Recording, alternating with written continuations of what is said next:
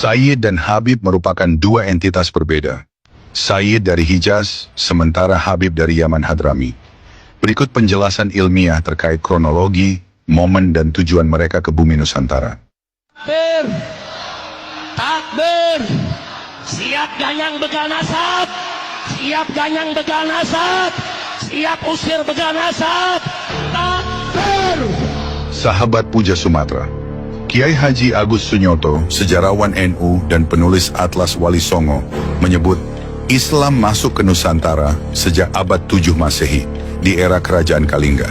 Namun sifatnya masih individual atau lewat para pedagang, belum bersifat komunal atau masif dan sistematis.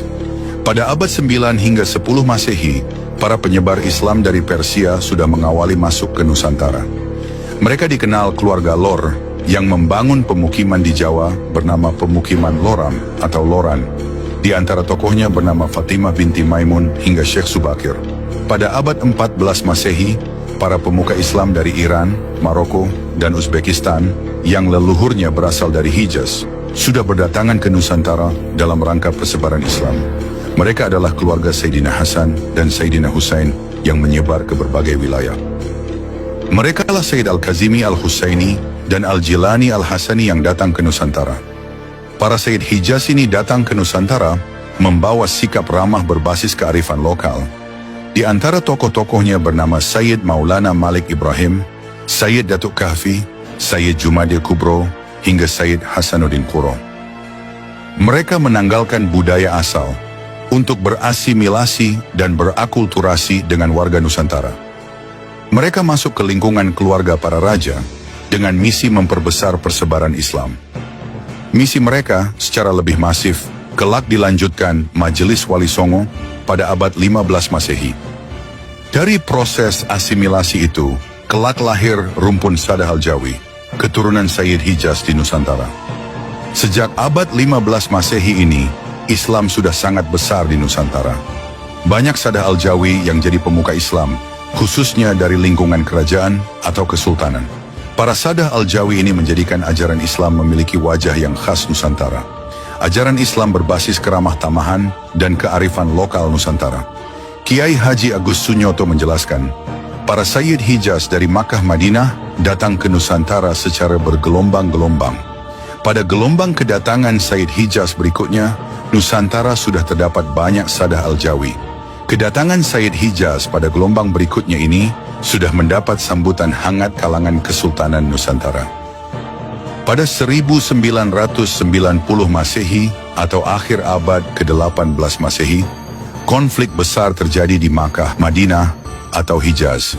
Konflik ini disebabkan gerakan pemurnian kaum Wahabi di Makkah. Para Sayyid banyak yang dieksekusi dan diburu kaum Wahabi. Walhasil para Sayyid dari Hijaz ini mencari suaka hidup di Nusantara. Para Sayyid dari Hijaz ini ditampung dan dicarikan tempat oleh pemimpin kala itu, yaitu Sultan Hamengkubuwana II. Oleh Hamengkubuwana II, mereka diberi tempat untuk hidup di sekitar Jogja. Tempat ini kelak dikenal dengan istilah wilayah Sayyidan. Para Sayyid dari Hijaz itu hidup di kampung Sayyidan ini. Sultan Hamengkubuwono II adalah kakek dari Pangeran Diponegoro. Kelak ketika Pangeran Diponegoro mengangkat senjata pada tahun 1825 sampai 1830 Masehi, para Sayyid dari Hijaz yang berada di kampung Sayyidan ini ikut mendukung perang yang dikomandoi Pangeran Diponegoro tersebut. Saat Pangeran Diponegoro kalah perang dan ditangkap Belanda pada 1830 Masehi, para Sayyid dari Hijaz beserta para pengikut Diponegoro lainnya tak mau menyerah. Mereka melarikan diri dan menyebar ke berbagai daerah. Mereka tetap menyimpan bara perlawanan pada para penjajah, sekaligus mendakwahkan Islam di daerah persembunyian. Karena kuatnya pengaruh Sayyid pada zaman itu, sehingga seluruh keluarga Sayyid terus diburu dan dibunuh, sehingga saat itu banyak para Sayyid yang menghilangkan gelar Sayyid. Mereka sembunyi dan banyak yang menyebar ke seluruh Nusantara, seperti Sumatera dan lainnya. Perlawanan rakyat dan para pejuang terus terjadi, dan diakui oleh sejarah bahwa titik perlawanan terhebat rakyat ada di Jawa Timur, Palembang, Aceh, dan Kalimantan. Sehingga Belanda merasa beberapa titik ini harus dijinakan. Sahabat Puja Sumatera, Kiai Haji Agus Sunyoto menjelaskan, pada tahun 1832 Masehi, 2 tahun setelah Perang Diponegoro padam, penjajah Belanda mendatangkan orang Arab dari Yaman ke Nusantara. Inilah pertama kali Arab Yaman berada di Nusantara. Orang Arab Yaman datang ke Nusantara saat Islam sudah besar. Belanda mengincar orang Yaman karena negara mereka mengalami konflik perang saudara dan didorong faktor kemiskinan. Dan Belanda meyakini orang Yaman mampu menandingi para Said yang telah lama berada di Nusantara. Negeri Hadramaut pada akhir abad ke-19 itu mengalami perang saudara antara Al-Kuwaiti dan Al-Khatiri. Mereka memperebutkan kekuasaan di Hadramaut. Bahkan kekayaan Hadramaut tahun 1930 hanya dapat memenuhi kebutuhan seperempat penduduknya. Padahal penting dicatat, pada tahun itu 20-30% penduduk Hadramaut tinggal di berbagai negara lautan India. Para Habib dari Yaman ini tidak mengalami ikut perang terhadap Belanda, sebab mereka didatangkan langsung oleh Belanda sendiri. Di Nusantara, Habib dari Yaman diangkat Belanda menjadi kapitan Arab, mufti, dan sejumlah jabatan administratif penting lainnya.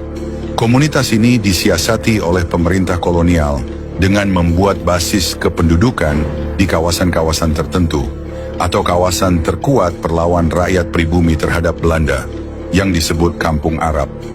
Keberadaan Kampung Arab ini bisa dijumpai di beberapa pulau di Indonesia.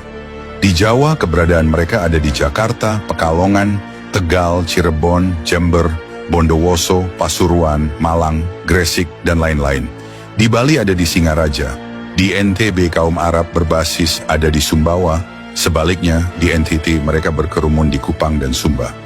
Di Sumatera mereka berkoloni di Palembang, Deli Serdang, Jambi, dan Aceh.